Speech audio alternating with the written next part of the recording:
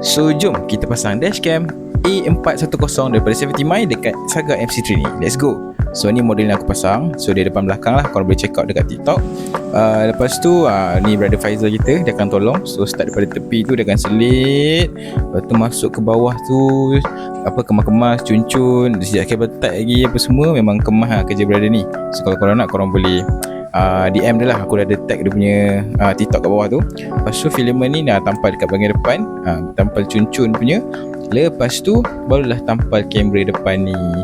Pastikan dia center lah, baru cantik. Tengok kerja brother ni memang kemas. Tak sampai rasa tak sampai sejam tu, sekejap dia buat. So dah siap bahagian depan, pergi bahagian belakang pula. Macam biasalah, selit bahagian tepi tu. Lepas tu tampal dah filament tu, cantik cun-cun. Tampal pula kamera belakang. Lepas tu dah siap. So far kerja brother Faizal ni memang kemas. Wire-wire dia memang tersusun gila, memang tak nampak langsung lah. Lepas tu dia punya kejadian dia macam ni lah, korang boleh tengok. Tada. So kalau korang nak pakai dia punya servis, aku dah tag dia. Korang boleh DM dia lah. Ciao.